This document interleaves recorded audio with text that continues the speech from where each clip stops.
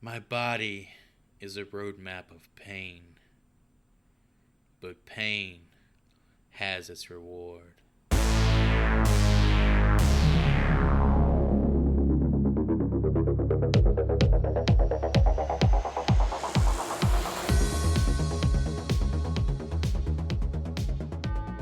Welcome to the Horrible Film School. Grab your seats, rip the Velcro on those trapper keepers, and rack those mechanical pencils. I'm Chris, here with Ryan Hootie. What's up, fellas? Excited to be here. Excited to fear the Reaper. Don't feel the reaper. And we got King Nasty, my brother from the same mother, Joey. Hey there, all you cool cats and kittens. Who's ready for some gun-toting ghosts and some hemorrhoidal narcissists? Today's assignment, 1996's The Frighteners. Today's lesson, imagine, but do not physically carve, the numbers of your sexual partners across their foreheads. One should always have that number on the ready. Got a big 69 on my forehead. Let's go. You were the 69th person someone made love to? Yeah. That's sweet. Kind of gross. Alright guys, this week we're talking about 1996's The Frighteners. As we've seen the last few episodes, we're changing up the order of our podcast somewhat. So here's a couple of fan reviews. Our first review comes from The Kidda, and it's titled, Good Horror Film That No Others Could Be Its Equal. Why not? Isn't it the best? Michael J. Fox is the best psychic investigator that I've never seen. But it's not a good reason for me to watch this film. Also, the cast are fresh, with Trini Alvarez, but she's not popular. In my country, only Michael J. Fox is the most popular actor/actress in this film. Apart from this, my idol is MJF. This film is really comedy, the best comedy. Why not it? I like it. And so I always taped it and then support it. But I find fun when I watch this film. But it's really nice and interesting. I like this film. Nobody could stop me to support you. Frighteners, as you are the best. See ya. 10 out of 10. Fuck yes. And on the opposite end of the spectrum, we have a review by way of James S. And this review was written exactly 7 years later. Yet again, Peter Jackson proves that he is not a very good filmmaker with this early effort, which is incoherent, messy, and very badly put together. Michael J. Fox, and indeed everyone in this movie, are either utterly devoid of life or banal characters. The story is okay. It's decent enough. It's a decent enough idea, but is sunken down by a dreadful script that twists and turns, leaving the viewer confused and at the end of the day, not interested in the slightest. The climax is suitably dramatic, but by the time the movie is unsalvageable. 1 star out of 5.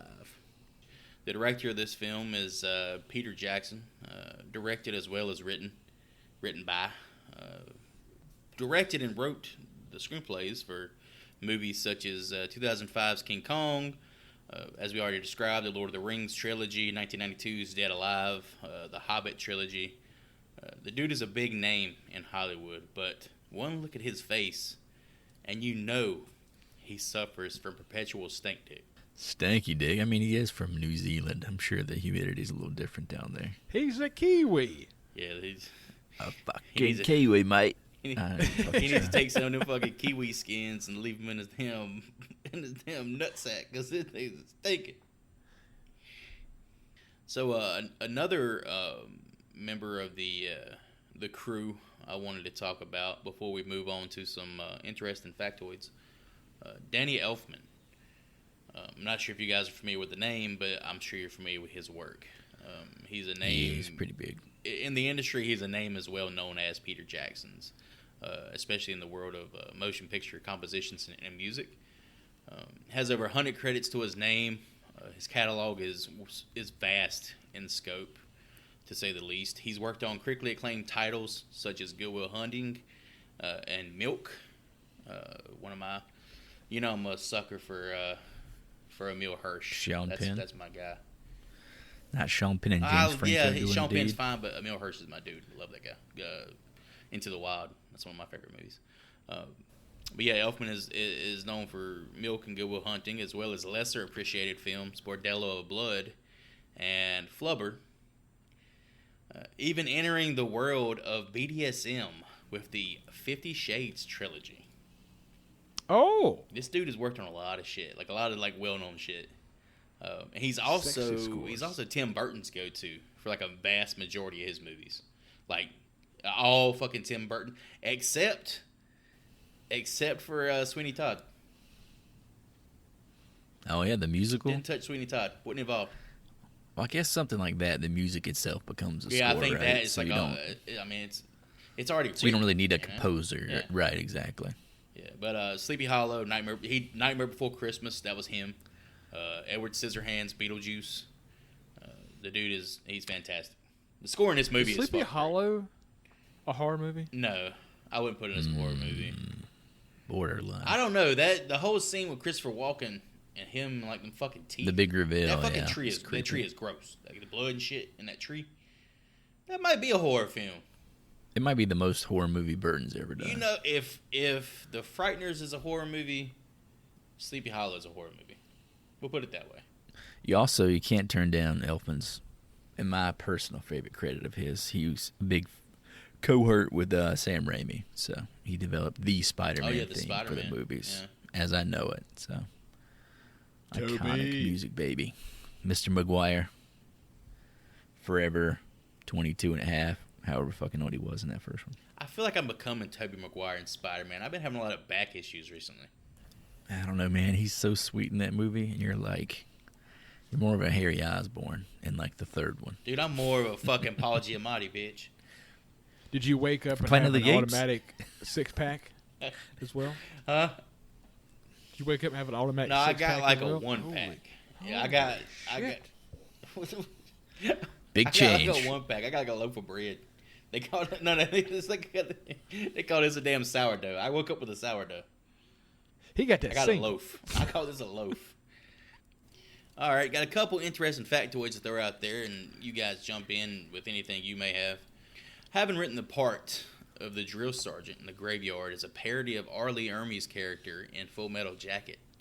Jackson and Fran Walsh, co-writer, auditioned multiple actors for the role, but found that none of them fit quite right. Feeling that no one could portray the role like the man himself, but fully expecting him to decline, the writers approached R. Lee Ermey to spoof his iconic character, and to their surprise, Mr. Ermey agreed. It's weird because it seems like he personally has spoofed that character 100 times since, you know. Like, to me, this seems like it'd be an automatic yes from him. But again, this was 1996, so I feel like he did that same character in 5 other movies after this. Well, the thing is, I think he was actually, I didn't dive into fucking R. Lee Ermey's history or anything, but I think he actually served, he spent time in the military. He served a NAM. But yeah, Saving Silverman, you remember that? Same fucking character. Mm-hmm. Oh, that's a good movie. I mean, good and a guilty pleasure. Yeah, I love that movie. That movie is so... Dude, that fucking Subway University line, I say that shit all the time. Anytime somebody asks me where I went to school, I always say Subway University. Damn it, Jack. I am what they call a sandwich artist. Yeah, I always like dropping that one. Got another one here for you guys. Although Michael J. Fox was the only actor considered for the role of Frank Bannister, there was always the possibility that he may decline the part. The filmmakers had a few others in mind in case that came to pass, and those included Tom Cruise, Johnny Depp, Matthew Broderick, and Danny DeVito. How the fuck Danny DeVito? did Danny DeVito's name get thrown in the mix? Imagine Frank Reynolds, a.k.a. Sweet Peaches 69, cleansing your house of spirits, almost like the male counterpart to Zelda Rubinstein in Poltergeist. Poltergeist, yes. This house is clear. This house is clear. I don't know. I can't do a fucking Danny DeVito voice. I can't do a DeVito. This house is clear. Is that it? Damn it, Charlie. I could almost Rum say ham! Danny DeVito would make more sense than Tom Cruise. Tom Cruise just got like considered for everything. I think they were literally looking for short dudes who have dark hair, and that's like the only like that's the only requirement this character had. I could see Broderick doing it, even though I'm not a fan of it. Depp would have been too cool. Tom Cruise is too fucking Tom Cruise. I'm so over Depp. Danny DeVito would have been a completely different fucking movie. You two have anything to add? I also did encounter the fact that, just go ahead and acknowledge, this is Michael J. Fox's last leading role in a film, which sucks, but something we should acknowledge, something we should take in as we breathe in this movie and discuss it here. Other than that, this is kind of a half-assed research thing, but from what I understand, this was pitched as a Tales from the Crypt episode, maybe, and it was considered too big and too good of an idea to be cast under that umbrella, so it became its own thing, where Zemeckis producing it as a film. Yeah, I think we talked about that back in Demon Knight, didn't we? I don't remember us mentioning this specifically, but maybe. Apparently, Robert Zemeckis got a hold of that Tales from the Crypt script. My question is, how did he get the script for a horror television show? Yeah, I guess he was an EP on fucking Tales from the Crypt or something. I don't know. I guess maybe he must have just invested. Like, there's no way he was on boots on the ground with a fucking horror project, looking at his filmography. But maybe he put money into it and like, oh, it looks like a good script. Let me rip that shit out. The only note I had that hasn't been said so far is that one of two horror movies released in 1996 used "Don't Fear the Reaper." What was the other film Scream from 1996? The better movie. Scream, buddy. I would have to say it's the better movie. Bull fucking shit. Fuck Scream. It is. Ass.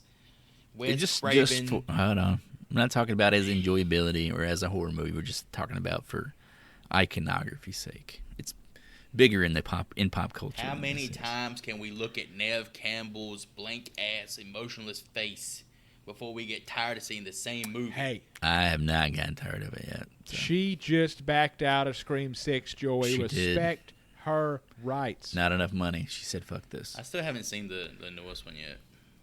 Not enough money. You can wait for her on to it. Like a bland Not enough money? What the fuck she been doing? Not enough money. What she been doing? An Activia commercial? That's like it. She's been the final girl longer than anybody. God. Jamie Lee's been around, I think, a little longer. I don't think she's been in as many movies, though, actually. What is so important about her character to this franchise to where they're afraid to kill her off? I feel like it's the same Jamie Lee plot, though. They killed Jamie Lee off like 3 times. She always comes back, though. She's got the fucking Michael syndrome. She keeps coming back. Don't get me started on that Halloween Kills bullshit. Hold on now. Oh, you loved it. What's you that Michael shit Myers. they keep saying? Like, not our town. What the fuck do they keep saying? He dies tonight. He dies tonight. He dies. The stupidest shit. Tonight. Stupidest shit ever seen in a fucking horror movie. The dude from Breakfast Club bought a baseball bat. That's Tommy, son. There is no Michael. Fuck, I just lost his name. Anthony Michael Hall was not there. That was Tommy Doyle. He embodied that fucking character and ruined it for me. I'm gonna tell you what. God. Y'all talk so much shit about that fucking movie all the time. It fucking sucks, The man. kills in that movie are some of the best kills in all of Halloween. And you could have appended that to the end of the first one or put it at the beginning of the next one you're going to fucking make. That's my point. That fucking dumb. That dumbass bitch with the fucking Desert Eagle. Like, don't she like hit herself in the head or some shit with the gun? Yeah, it's bad, man.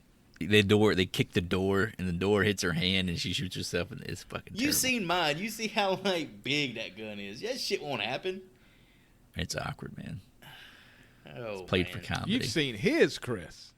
How about that? You seen how big that damn thing is? Ain't no way. It's like, oh, you gotta protect yourself. Here's a fucking Desert Eagle. Let's go ahead and take out our box cutters and slice our way through 1996's The Frighteners. All right. Thank you, Bannister. You can go. What the hell are you staring at? What's with the number? What number? Our story begins in the town of Fairwater, where a mysterious heart condition has claimed over 30 lives in less than 4 years.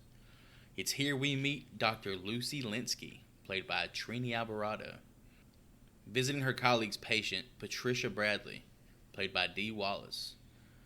An accessory to murder at the age of 15 and the slaying of 12 people at the hands of her deranged lover, Johnny Bartlett, also played by Jake Busey. Bradley served 20-plus years in prison before she was granted a conditional release into her dominating mother's care. Fittingly, Bartlett was sent to the electric chair for his gruesome crimes. So this lady, Trini Alvarado, correct? Yeah. Before I sat down to watch this movie, in my mind, she was either the chick from Seinfeld, Julia Louis-Dreyfus, or Andy McDowell from Sex, Lies, and Videotape. They all had that same fucking hairstyle. It looks like... Is one of those in Multiplicity?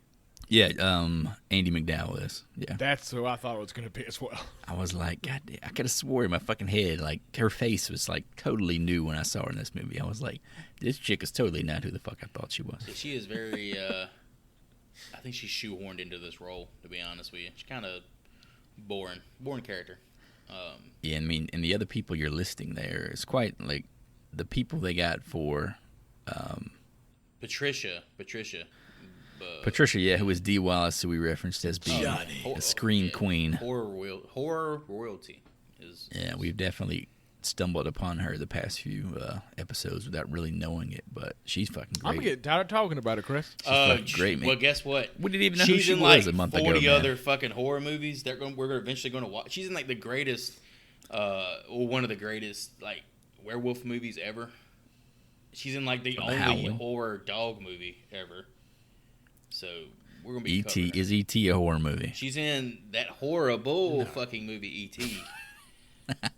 Ooh, No, I like it. I got E.T. Hot take. I can't talk shit. Title drop. Man, I watched a clip of the end of E.T. on YouTube about a week ago. I cried a little bit. Yeah, it's Thank you, Reddit, for giving me random shit every once in a while to watch. Were you eating Reese's Pieces while you were crying, Chris? Thinking about Drew Barrymore, man. Oh, God. No, watch Henry Thomas. Watch his audition tape for that. It'll make you cry, dog. You guys, Anyway. You guys want to talk about Jake Busey for a second?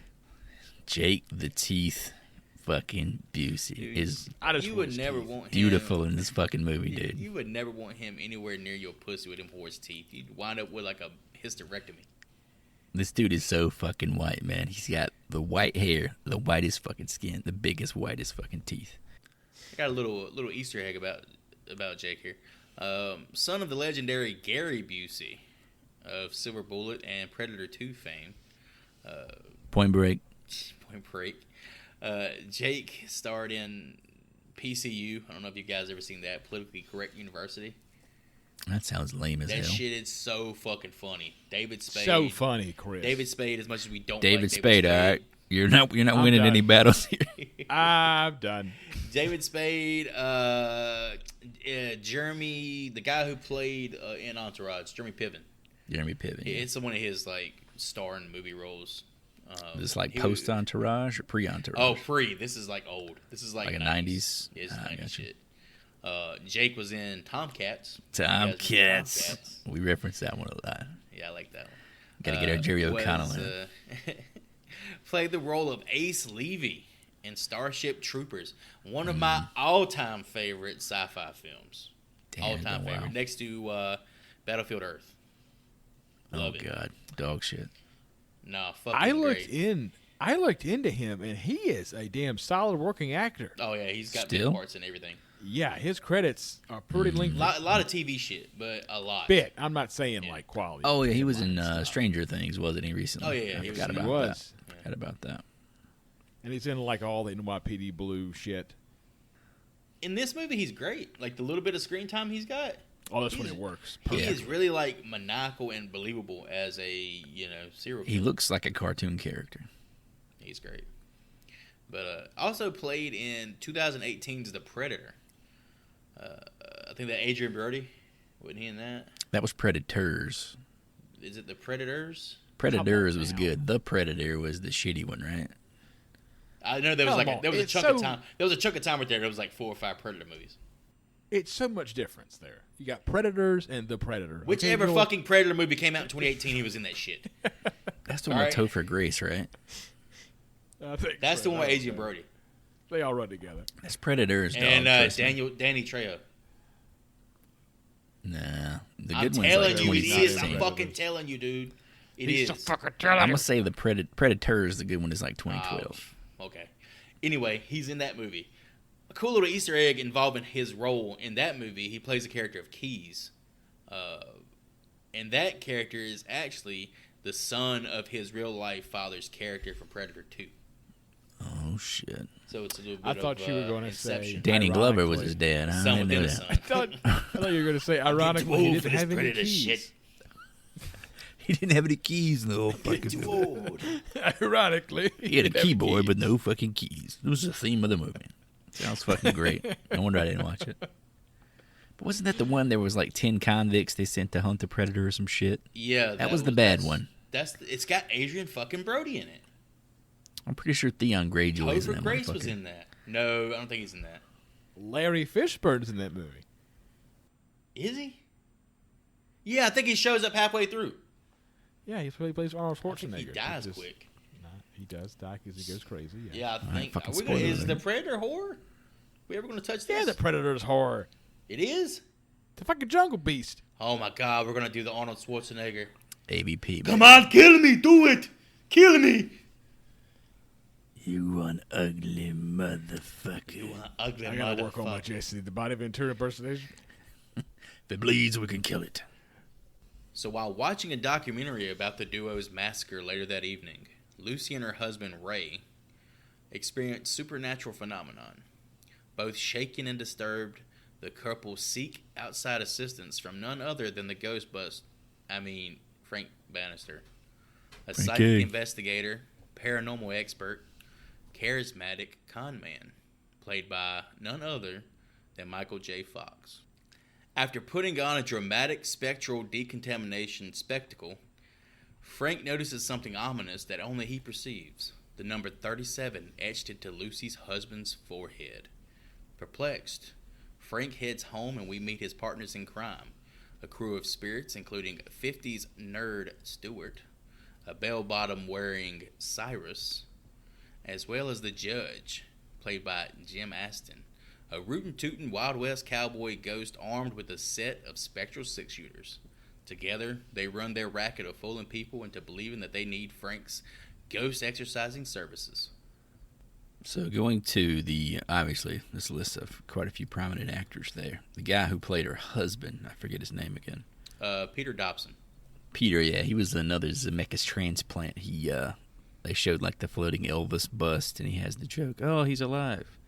He actually played Elvis in Forrest Gump, another Robert Zemeckis film. So Oh, I did not know that. there's your connection there. Very cool.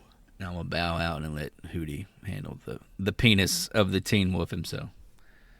I'm ready to go. So, obviously, as I said, I'm a huge Michael J. Fox fan. Who wouldn't be? The credits are pretty lengthy, so let's go over them one by one. Back to the Jesus Future. fucking Teen- Christ, it's only a damn Teen hour Wolf. podcast. What the fuck are you doing? Sin City episode 1, 2, 3. We're going to fucking Sin City season 7, Spin 8, City 9. ones. The Halloween So, special. maybe trim it down a little bit. Back to the Future, Teen Wolf, Secret of My Success, Bright Lights, Big Cities, Casualties of War, Doc Hollywood, Fantastic, Homeward Bound as a voice, of course, Life of Mikey. And then we get to things like Stuart Little and obviously Mars Attacks. Yes. The man got Parkinson's, so he became a mouse. Yeah, why the fuck did you gloss over Stuart Little and Mars Attacks? Well, he's in Mars Attacks for like all of 5 minutes. But you so. said, the way you said it was in the vein that those movies suck. Well, it's just like He it's was not past his best leading work. man status at He that was point. exactly. It was He's a sad fucking time. mouse. Stuart Little's a The guy national got fucking Parkinson's. treasure, you piece of shit. I mean, Stuart Little's fantastic. I like 1 and 2, baby. what's bring 'em on. What's the Little quote from friendly Stuart fucking Little, mouse. Chris? That's no mouse. That's my brother. Fucking love that shit. So, as Hootie said, unfortunately, as Hootie said, Michael J. Fox diagnosed with Parkinson's disease in the early 90s. It's a long-term degenerative disorder of the central nervous system that mainly attacks the motor systems. But but that in no way diminishes his work as a talented actor and leading man for sure. He also founded the Michael J. Fox Foundation to help fund research towards finding a cure for PD and developing improved therapies for those living with Parkinson's diseases today. So I've read all 3 books he's written. I will recommend all 3 to you two, if you have the time. But one memorable thing from the first book, called Lucky Man, was he talked about when he first got diagnosed in the 90s. One, he woke up with a twitching thumb after partying all night with Woody Harrelson. They got hammered. That was his first sign. Fucking Woody, shout out. Fucking Woody Harrelson. But he said that he would grab a toothbrush and shove the toothbrush in his mouth and like let the Parkinson's brush his teeth for him. And I was like, man, that's tough. I've read some stuff about this movie and his, cause this was his last, leading man role. Well, he had Spin City. Spin City's. Well, that's the thing. I'm talking about in motion pictures. Yeah, it's true. Was there any screen time where you noticed he may have been suffering from his illness? This has been 96. I would say no. If you look at Spin City in 98, 99, those episodes are hard to watch. He's twitching a lot, and they tried to hide it, but they couldn't hide all of it. Yeah, from what I read, essentially as he's making this movie, he decides he's kind of done with going on location and making Hollywood movies because the stress on his body and the family. He kind of just wants to be at a centralized place, like a TV set where he's always there. His family's nearby. He has all that support and stuff. So it essentially ended his career as far as at least movies are concerned with this for that reason. So yeah, they actually shot this movie in New Zealand. Yeah, 7 months this movie took to shoot. Oh yeah, 7 months. Yeah, I'm sure that was hard on him. What kind of strain that put on his body. I have one last note on Michael J. Fox because this could have went a whole other route for his last film. He turned down the starring role in 1996's The Island of Dr. Moreau. Who was that, Val Kilmer? Marlon Brando. He dodged a huge bullet with that shit. I know, man. Just to meet fucking Marlon Brando, that's tough for anybody to turn down. Ron Perlman talked about it in his book, and he said it was like meeting God. Did that motherfucker play a damn animal or some shit in that movie? He did. He played a blind animal, actually. He played an animal that was blind. Of course he did. Ron. With that fucking face. Ron Perlman introduces me to every UFC pay-per-view, so he's still a part of my life. He said apparently before the movie started, Brando's daughter committed suicide or his son. I'm not positive. Holy one of his shit. kids committed suicide. I think his son did. So he didn't want to come to set, and he came to set like a month late. He had all of the lines in an earpiece, and he would just repeat whatever they said, and apparently just stayed hammered for the entire shoot. But I mean, it's like playing pickup with Michael Jordan. Like he inspired everybody that we've known since 1960s. Mumblecore, that's what they call it. Instead of you think about like Humphrey Bogart and all those guys, how they projected to the camera in like a specific voice all the time. He was the first one to just like drop his head and be like, "Oh God, this motherfucker." Rust Cole, yeah, that's directly attributed to fucking Marlon Brando. Yeah, I can't understand. Time is a flat circle, man.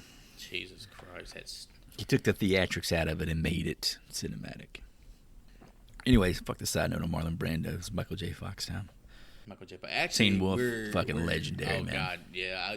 Did you? Yeah, you mentioned Teen Wolf. You had to mention fucking Teen Wolf. Give me Teen Wolf over Back to the Future any day of the fucking week. What's his most famous?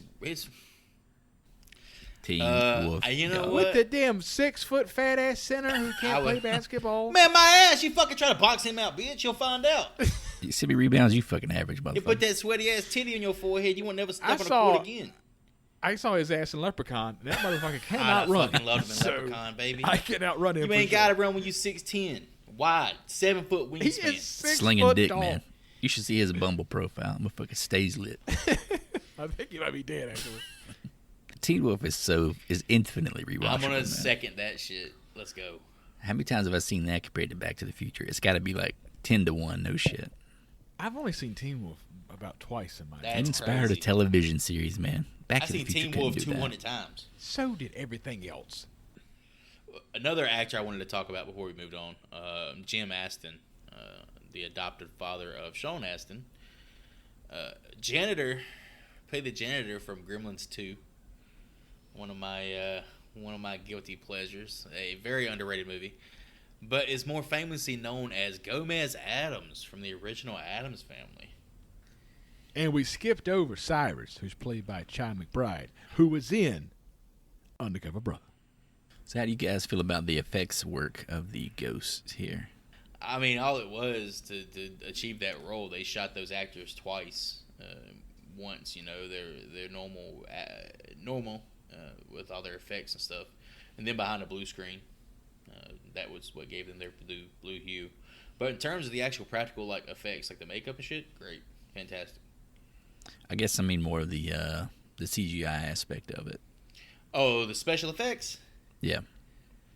Like the way they move and the way they move in and out of things and the way they interact with objects and shit like that, That I thought was good. I didn't mind the way they. What would you call that when you walk through shit like that? It was just super, which I guess this kind of goes back to Peter Jackson style in general. Super, what's the word I'm looking for? Like an Acme comic or some shit, like some Roadrunner type shit. Just the way that they fall and stretch and get whacked around and stuff, and their body changes shapes. It reminded me of The Mask. Remember that shit with Jim Carrey? You know what I think he was trying to accomplish with that? Like comedic aspect of it, I guess. Comedic. I think this was his attempt to get the movie rated PG-13. It got an R rating though, right? It got a fucking R rating for some reason. That's kind of hard to. I think that was a little bit harsh by the who is the MPAA? Is that the ones? Yeah, and apparently Peter cut a lot of stuff out and eventually just said, "Fuck it, I can't." I just don't get. Yeah, I think that was one of those things. It was definitely trying to lean into the comedic aspect of the movie by making the ghosts that fucking goofy, because they were goofy as shit. I guess we've definitely seen things now, like on fucking network television, that are worse than this, that are like PG-13 or whatever, I mean, I've seen trailers and during fucking football games that are scarier, more gruesome than some of the shit than the stuff we see in this movie. The next day, after driving like an asshole through a funeral procession, Mr. Bannister spots Dr. Linsky in the head car just as her husband barrels into him in the street, now a member of the afterlife. Only 29, Mr. Linsky seems to be yet another victim of the mysterious heart condition, a suspicious death for a young, healthy man. At the funeral, while Ray mourns himself, Frank is approached by Roger Predactor. I mean, Sheriff Walt. That's why Projector's dead. He found Captain Winky. Oh, Ace Ventura. Ace Ventura, Pet Detective. Sheriff Walt, who questions him about his recent run-in with Ray and provides some insight into the strange deaths, as well as the FBI's growing interest in the case. Grieving and still in shock, Lucy seeks Frank's counsel, looking to connect with Ray's spirit. It's here we learn that Frank experienced something traumatic in his past that allows him to see and commune with the dead. Soon after, a man marked as number 38 is killed right in front of Bannister by a hooded shade that escapes into the night. Frank takes off after the wraith, but to no avail. Sheriff Walt issues a warrant for Frank, who's already under suspicion, and detains Lucy as a witness. So this goes through the date sequence, right? With Frank. Yeah, this is like the entirety of the date, and then the fat dude who took a big fat massive shit and dies. He was some good food, huh? Yeah. Gotta wash them hands. Yeah, I'm eating good. But how did you guys feel about his? Like, what was his relationship to the doctor? Like, they tried to formulate it, like, obviously as a love. I feel like she situation. didn't mourn at all. She straight up tried to fuck him right after the funeral. It was within like the sequence of 3 minutes of conversation with this guy. She was like, he was kind of a piece of shit, Like the husband just kind of gets cast aside. Yeah, I kind of got the idea that they were headed for divorce anyway. So he just, I mean, he was definitely the controlling husband. But she was like happy and seemed to be into it, Hey, according to her in this conversation, she says that was a shit marriage. Oh, She yeah, really fucking she sucked. says it. And who couldn't resist MJF, Chris? Okay. Motherfucker out here spitting game. But he's also mourning, I guess, kinda, the wife that he lost. I think I don't know, time's man. passed. It's just a strange way to push characters together, I guess. I don't feel like there's any chemistry here. Is I think what you're alluding to and what I agree with. I think that's important, and the fact that they never even allude to the fact that they have the shared connection of being a widow and widower, or widow, whatever the male is, Well, that's a widow, the thing. I guess. The Lucy or the Dr. Lucy doesn't even have a chance to be a widow. Yeah.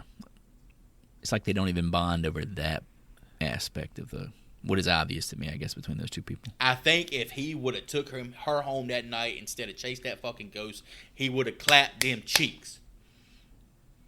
This is a scene that I thought really showed either Michael J. Fox's ability to act or her ability not to act.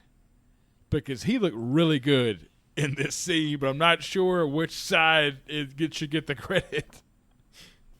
See, this is the first time we actually see the Reaper character, right? We get the actual visual of the Do shroud. they ever say, all right, I know he's supposed to be like the character of Death, or the Reaper in this case. Do they ever even allude to him being that in the I don't think it's ever mentioned. context of the movie? I don't think No. it is either. I think Peter Jackson wants you to have that idea that this is who this is. Yeah. But they like never it's come unknown, out right and say right? it. Yeah. It's like a mystery aspect to it, I guess. Yeah. I think to this point we haven't mentioned, which I feel like is the number one practical effect in the history of horror, apparently, according to us, because we talked about every fucking movie, is coming out of the windows, coming out of the wall, the fucking Nightmare on Elm Street. How they use the fuck out of that effect in this movie. Yeah. It almost got a little, yeah. To the point where it's like, is this an homage or is this just, I don't know. I don't know what, I mean, I understand that's how the character is built, but it's just odd. I didn't really understand the rules of how that thing was working. Oh, don't get it twisted. This movie is definitely just a showcase for Peter Jackson's special effects CGI company. And in 95, 96, the wall stuff looked fucking great. In 2020s, it looked like shit. It doesn't look good. And that's what we always harp on, I feel like, is we watch this shit in 2022. We're like, that doesn't look great. We can watch that fucking Nightmare on Elm Street scene today, and it's perfect, you know? It's just, I guess, driving home what you can do to capture something in camera. For any aspiring filmmakers out there, just fucking make it work practically, you know? Practical effects, yeah. Incredible. Even if it's shit, it's still great, you know? It's beating a dead horse is what it is, because we harp on how much better practical effects are, and that's a prime example of why they're better. You can compare these two movies that are what, over 10 years apart from each other, and the older movie looks 96. so much better. It's fucking nuts, man. Because everything now is so CGI heavy. Like there's What about entire the CGI movies in, that like are Spawn or something like that. It looks like shit too. Anything that The Rock puts out is him in just a green room acting. And I feel like we're getting so used to that we kind of just need to remember, like, there was a time when there was craftsmanship involved here.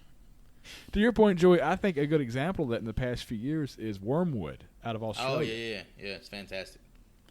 Everything's practical. Yeah. But we did skip over a character was introduced in the graveyard, and that was Hiles, played by Arlie Ermey. And to y'all's point earlier, I think you alluded to his military time. He was in the United States Marine Corps for 11 years. Semper Fi. Rose to the rank of staff sergeant, and later was bestowed the honorary rank of gunnery sergeant by the Marine Corps after he served 14 months in Vietnam and later did 2 tours in Okinawa, Japan. Fuck yeah. Where? Okinawa. Okinawa. This motherfucker doesn't watch as much anime as we do, obviously. I do not watch any anime. Oh yeah, and for anybody that was taken out of the podcast, the flow of the podcast right there with my reference to Roger Predactor. Chris, you want to explain who Roger Predactor is? Who the actor is, I have no fucking clue. Oh, I have no clue who the fucking actor who is. the either, man but is, he is a detective on Ace Ventura: Pet Detective, who discovers the gender of the antagonist of the film, and it results in his death. Boys. You come highly recommended by Martha Metz. Martha Metz. Oh, yeah, the bitch. Boy, something just ain't stirring the Kool-Aid. He was also in Demolition Man. That dude's been in a lot of shit. Yeah, it's been a lot of shit. He's just got that goofy, I don't know the word. There's a character type that he is. There's like 8 of them that do this, that have no fucking real point in the plot other than to just feed the main actor like 3 or 4 lines to keep everything moving. He says, the bitch, and he says, what? So back at the station, Lucy is questioned by FBI Special Agent Milton Dammers, a veteran in the area of paranormal psychology.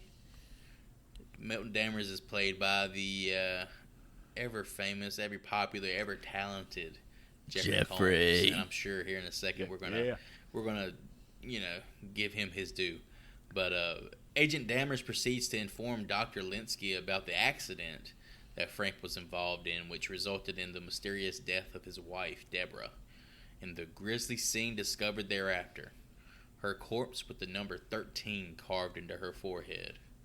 Confirmed with his spirit crew, Frank makes his way to a museum bathed in blue light in an effort to find the being the judge calls the Soul Collector.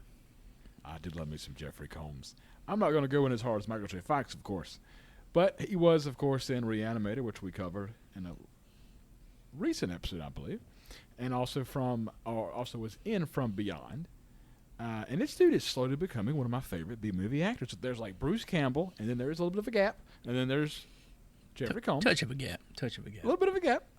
But so to respect Jeffrey Combs here, he was the one who brought the idea to Peter Jackson to cut his haircut like Hitler, and also wore black contact lenses to show no emotion.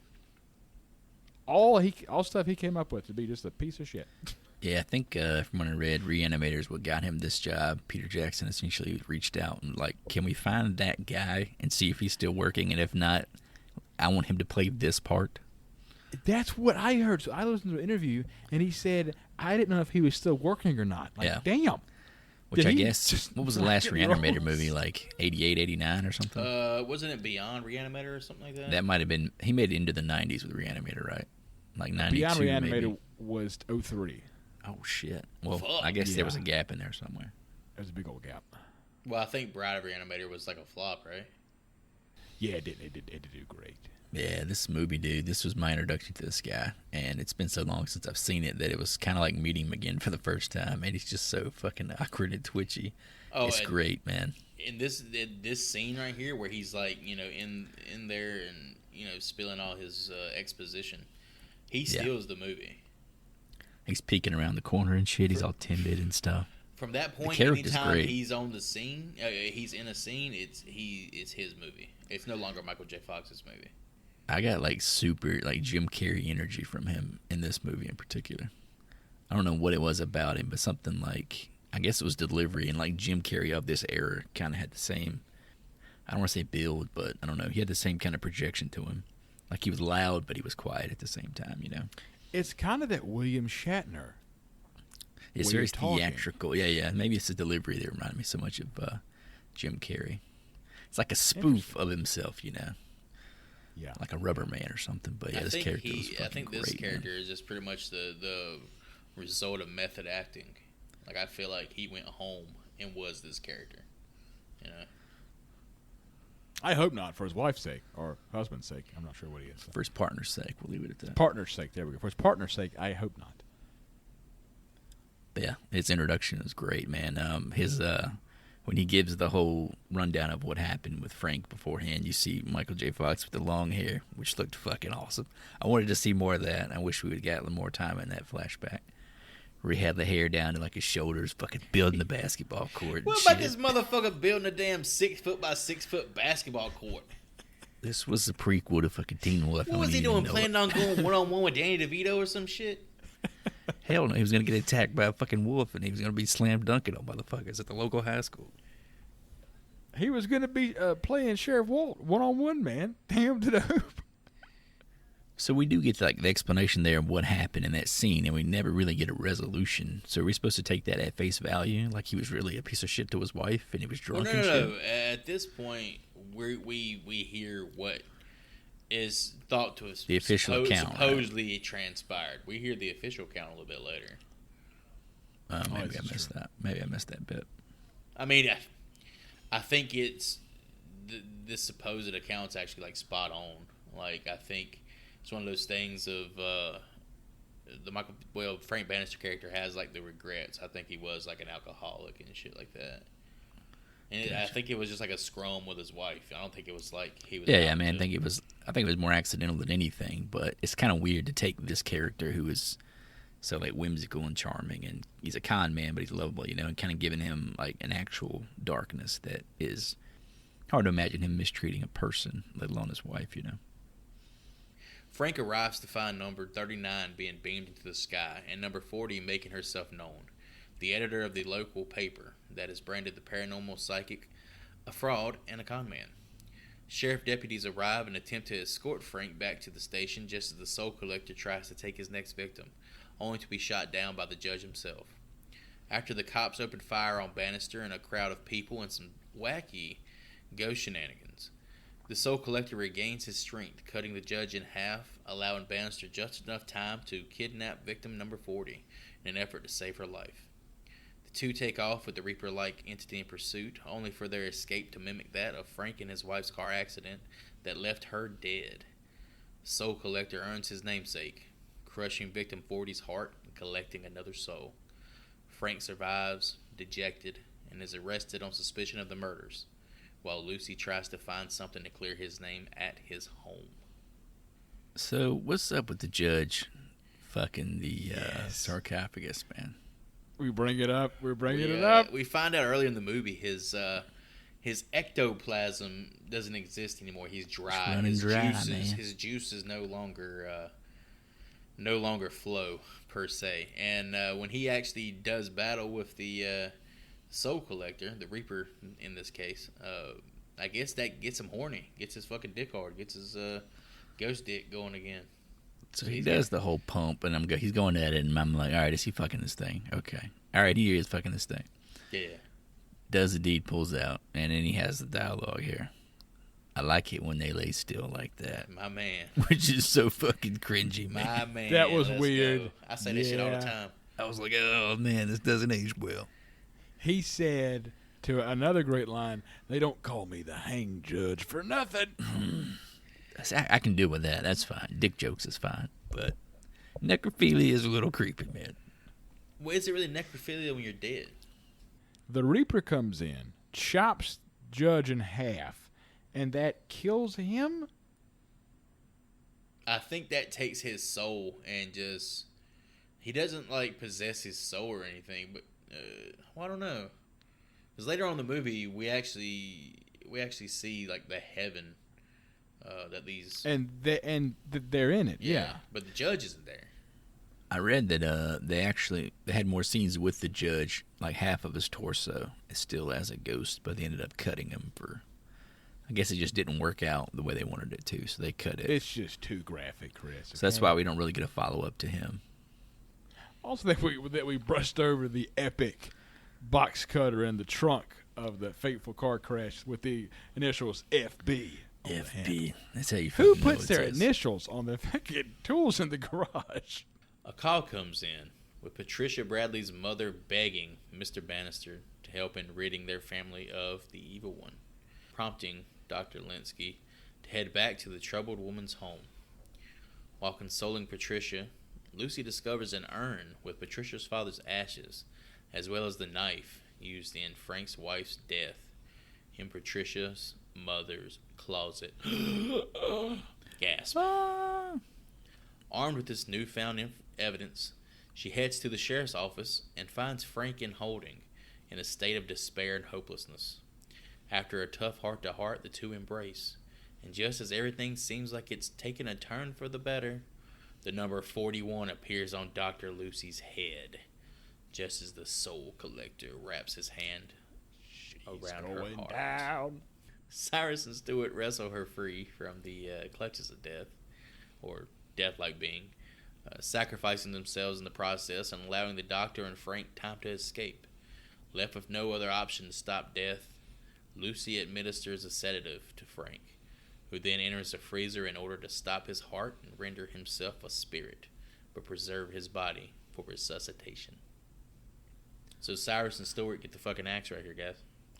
Yeah, I feel like my memory of this, they were like in the entirety of it. Like, I guess the imagery of two blue out-of-decade men floating around with a stick in your head. But they're going pretty quick, considering everything, you know. This is like another, 40 minutes left in the movie here without any real spirits involved other than the antagonist.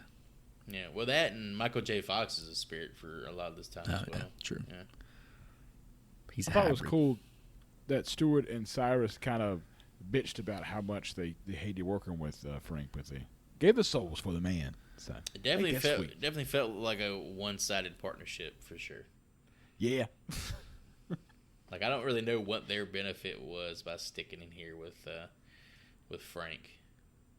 Maybe so you could still exist, because I think they talk about it like a lot of your spirits that don't go to the corridor of light, they're restricted to like cemeteries. Like that's why in the cemetery scenes you see so many ghosts. And again, another movie I feel like it's complimented quite often here. A lot of Psycho references with the mother conversations. So a lot of mother, and then the house, with the upstairs and all that going on. She's definitely played as a red herring, but I don't know, it's just like there's no substance there. I really don't understand her mom's attitude. Also, I think she was in fucking Sister Act.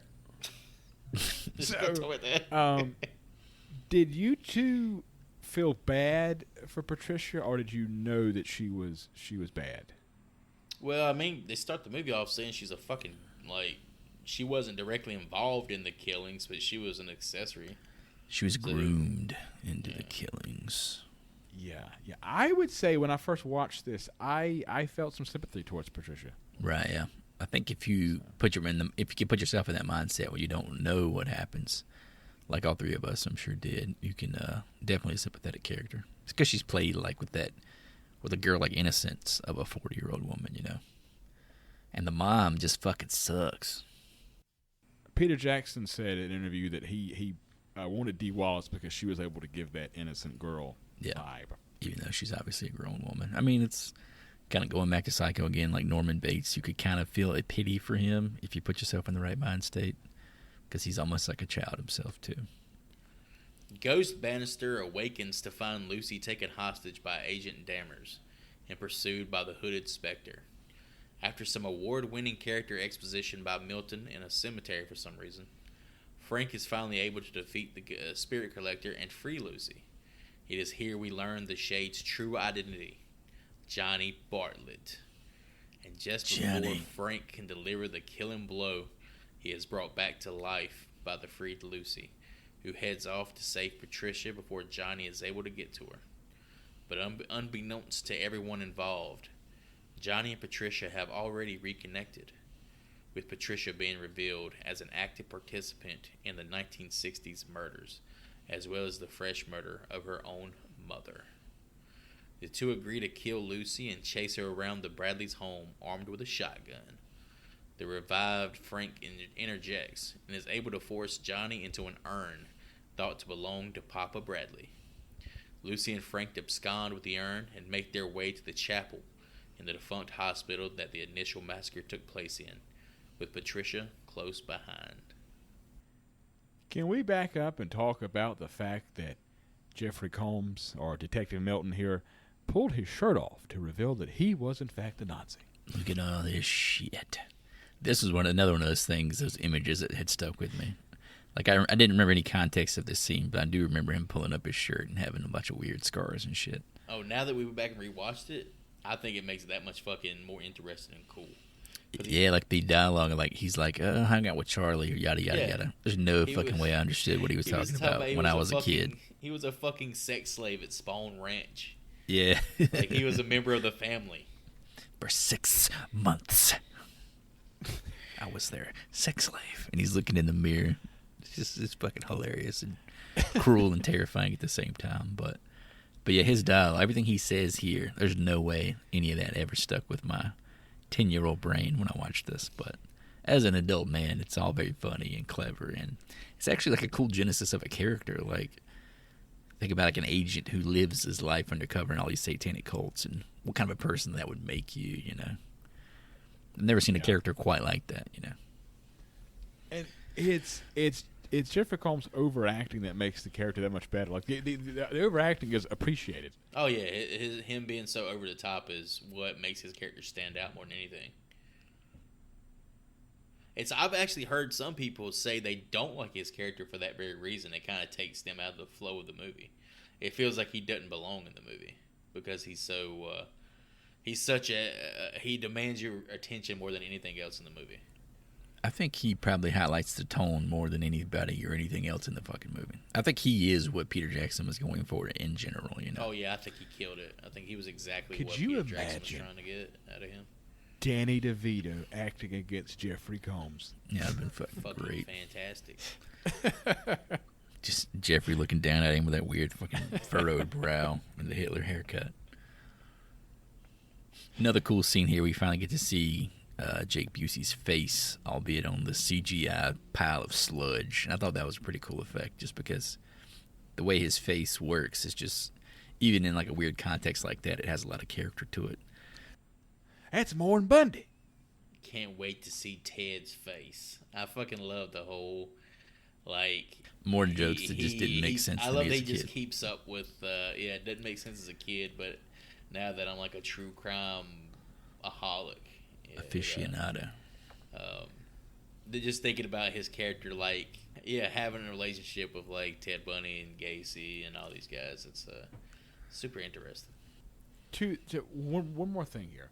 Could you really temporarily kill somebody in a freezer and bring them back to life? I guess it depends on your idea of what constitutes death. Like, can you stop someone's heart for an extended amount of time and bring them back? I guess with the right drugs, technically. That seems far-fetched. It seems a little bit far-fetched, but I think it's one of those things they tried. The sedative they gave him, like, it just slowed his heart enough to where, like, is it really the act of dying, or is it you're trying to convince a higher being that you died so that it allows your spirit to leave your body? Oh, we're getting into the religious aspect. Okay. So the duo evade the murderess until on the 4th floor, Agent Dammers makes one last appearance, trying to recapture Lucy to obviously tell her more cool shit about himself, only for his head to be blown off by Patricia. But not before getting his hands on the urn, setting Johnny free, and shooting Frank with a fucking Uzi. Patricia, out of shells, chokes a wounded Frank with her shotgun until he expires, and raises a pickaxe above her head to make Lucy victim 42, with Johnny pinning her down. Before she can strike the doctor down, the ghostly form of Bannister pulls her soul through her back and pulls her into the light, with Johnny close behind.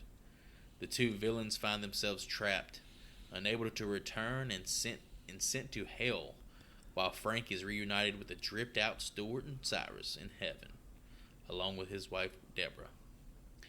With still more life to live and love to give, the trio bid Frank farewell as he's sent back to Earth to begin his life anew with Lucy. Milton getting his head blown off is a very cool scene. Oh, yeah. Because his head's there, then it's gone, and it's instantly ghost head. And that death scene was made extra gruesome when it was clear that the MPAA was going to give the movie an R rating no matter what. And Jackson just said, fuck it. And just double down on the violence, right? Yeah. So he was supposed to get shot in the chest originally. Yeah, the hospital shit is my favorite shit. This is the stuff that I had deep in my memory. Things I kind of remember all the beats at this point once we got to the hospital. When Frank first goes into that flashback and he kind of gets to watch everything happen from back in the day. It's just fucking cool. The way they light it, everything is so fucking bright. And you finally get to see Jake just go full fucking maniac here. I cannot help but imagine this dude is fucking Beetlejuice, man. something about just the way he moved and talked and his face. I was like, this is fucking like Michael Keaton Jr. in this whole scene when he goes executing people. I've heard people actually compare this scene in the way it's filmed to like some of Sam Raimi's work. Yeah, it's definitely like it's ultra saturated with all the light and stuff. Yeah, very effective. I kept laughing the fact that Dee Wallace was sliding all over this damn hospital. Every time she came to a room, she slid in with a shotgun. Yeah, man, she had this shit on point though, man. Tom Cruise, bro. I think Arlie Ermey was fucking training her for those things. They were badass, man. But yeah, man, everything in the hospital is fantastic. What about the all right? That in a total agreement. All that stuff is super cool. What about the going to hell scene with the worms and?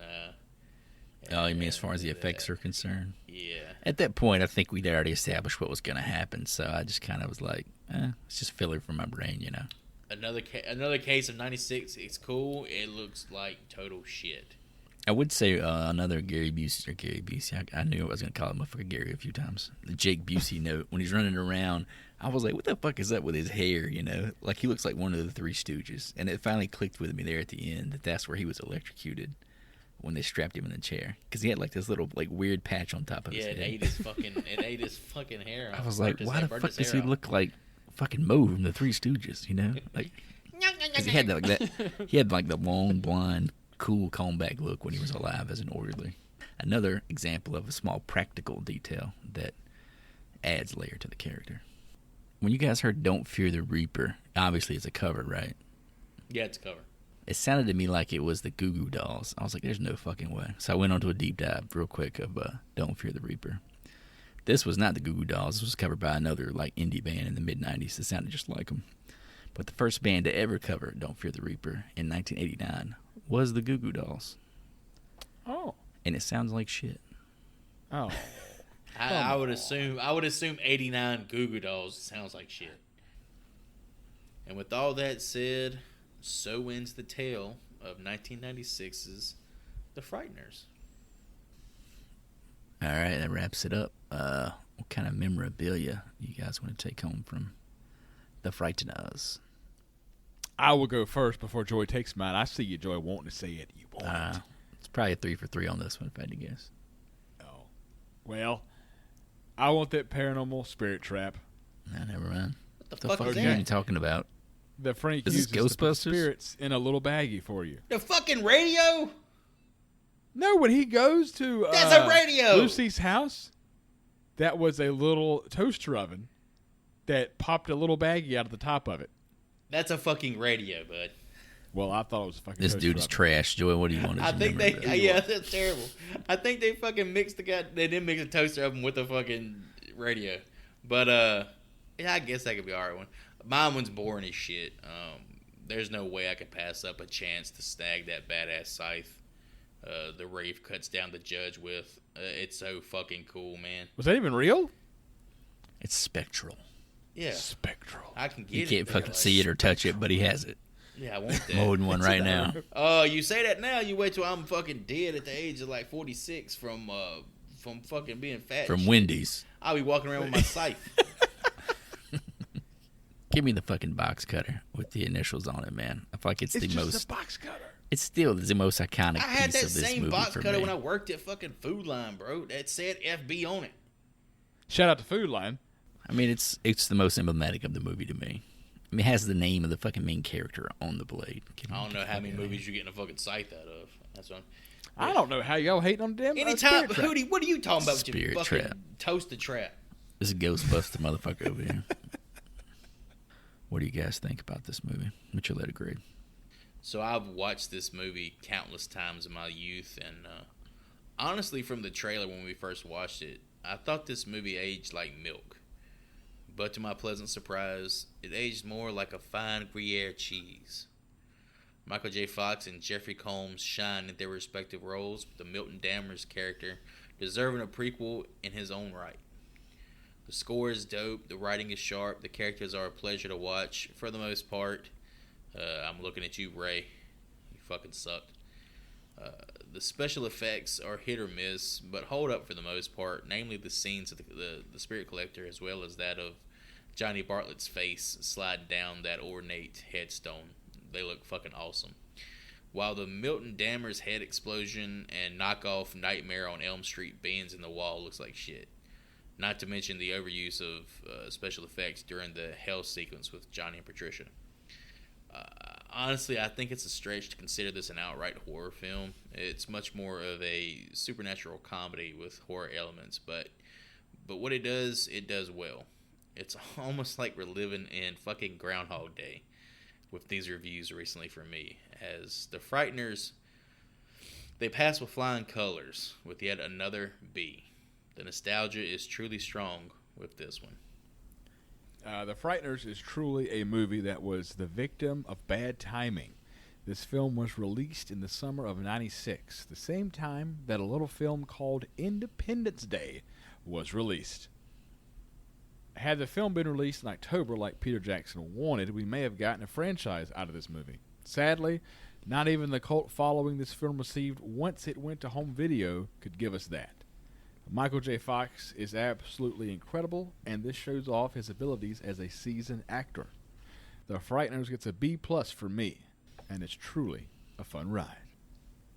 So much of this movie was forgotten to me over the decades since my last viewing. Much of watching this in 2022 came across as new to me, which kind of left me in a fugue state. Some details that I didn't remember that I had to kind of piece back together. But once we hit the hospital, the familiarity hit me in a good way. Looking back, I can see why that particular set piece did not leave my memory, as it is the highlight of the runtime for me. It's scary, it's got good effects, the flashbacks are fucking cool. You got big ass, big teeth, badass Jake Busey. I loved it. Some of the setup didn't age as well as I'd hoped, but the Peter Jackson wackiness brings its own weird charm. I'm glad to have this refreshed in the old noggin, and I will gladly jot down a B for the campy Peter Jackson flick, The Frighteners. All right, boys, let's recap our score guesses from Rotten Tomatoes for The Frighteners from 1996. Let's go in descending order, starting with the big man, Mr. Ryan Hootie, up top with an 82. Why am I always the big man? 82, man. You like to get on top, apparently. I went with a 75. Joey said a 60. Yeah, I was very much a pessimist in this one. The actual audience score sits at a 71. Damn, there we go. Which puts your boy, Oh, good God. Back in the driver's seat. Captain Chris, don't call me Chris Pine, back in the driver's seat, leading the fucking ship, as always. We get to watch more elevated horror, Joey. More elevated. What was that elevated shit? Who do you wanted me to talk about? I can't wait till we're watching. What's that shit with the Nosferatu? I can't wait to watch fucking Nosferatu. Oh man, that's a good. It's gonna be so fun. Talking about a 90-minute silent black and white German film. Oh man, this is great. Fantastic. That's what you're talking about, Joey. That's what you're talking about. Might shut you motherfuckers up for 90 minutes. I'm good with that. But that is going to have to wait, as we do have a homework assignment coming up, my guys. This will be our first foray into a new franchise that obviously needs to be discussed if you're going to be talking about horror movies. And we're choosing to cover this in the month of July to celebrate the anniversary of the death of the man who inspired the franchise. Mr. Ed Gein died in July of a long time ago. Talking about mommy Long issues. time ago. This is the guy. So in honor of Ed Gein, we're going to tackle the first Texas Chainsaw Massacre. That's the score. Summer heat, baby. Let's go to Texas. Yeah, nothing says long, hot summer nights like a man wearing another man's face. All right, we're going to hop on YouTube, check out the official Red Band trailer from 1974's The Texas Chainsaw Massacre. I'm excited. We're gonna pop Hootie's Texas Chainsaw cherry. There are moments when we That cannot fucking believe van, that man. what is happening is really true. Pinch yourself and you may Guy's find got out his shirt that off. it I'm is. talking. God damn. Toe pooper. Toby, This motherfucker. fat bastard right here always complaining. The condition of retrogradation is contrary or Leave it to a fat guy inharmonious with fucking the something regular up. direction of actual movement in the zodiac.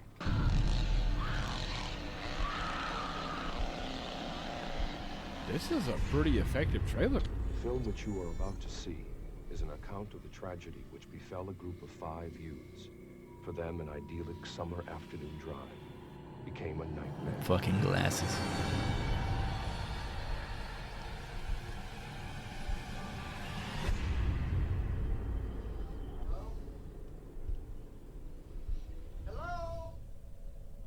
That's one of the most iconic scenes in the movie right there. Yeah, it's good. Fucking kid. I think Let's they're hope going to show don't it. I hope they spoil don't it show here. it. Yeah. God damn, they're going to show it. I kind of wanted you to stop the fucking trailer, so who do you want? All right, never mind. It is all Oh, the no, more cut. tragic All right. in that they were young. But had they lived very, Damn it, look very at that shot. long lives, they could not Fucking have ass expected, shot. nor would they That's have the same wished shot to they see had with Jessica Biel's ass and macabre in as the they would see remake. that day.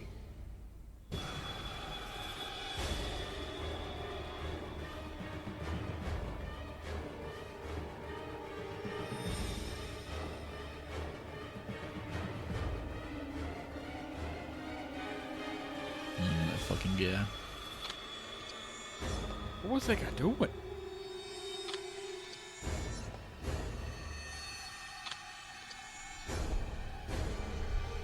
The camera What's it click is showing? very effective. This is showing quite a lot here. The events of that day were to lead to the discovery of one of the most bizarre crimes in the annals of American history. Based on real I'm gonna events. tell you what. That right there may have been the best like trailer for a horror movie. Like in terms of, dude, that's so fucking creepy right there. But in terms of like hyping you up for the movie, but not really giving you much to go on. That was very effective, yes. Yeah, I think it was a great trailer. That was the Red Band trailer. If anybody wants to watch along at home. All right, boys, we got nothing to lose here, nothing at stake, but let's take a guess at some scores for that fan score on the illustrious Rotten Tomatoes. I'm gonna go probably stupidly high and give this thing a 93. I'm going to say an 88. With me not seeing the film, this is difficult, and it is. I don't know. For some reason, the first one escaped me. I've seen the Matthew McConaughey, The Next Generation. I've seen all the new ones since then. I'm kind of stained by all the bad sequels. I'm going to go 78. I got a little chilly watching the trailer, Joy. That's a little freaky. Yeah, it's It's legit one of the most disturbing things you'll ever watch, I guarantee this shit it. came out like in the mid 70s too. It came out in like what 74. Yep, this predates Halloween. Keep that in mind. All right, again, folks, thank you for listening. Check out the website, horriblefilmschool.com, to find us on all platforms, as well as links to all that social jazz. Drop us a line, leave a review, send us things. I'm going to offer my support to women recovering from the sudden death of an overbearing husband. Just know he's in a better place, and he will angrily watch you go to Pound Town for the rest of time. As always, if you hear our voices, please tell at least one person you know. Spread the love, spread the campaign.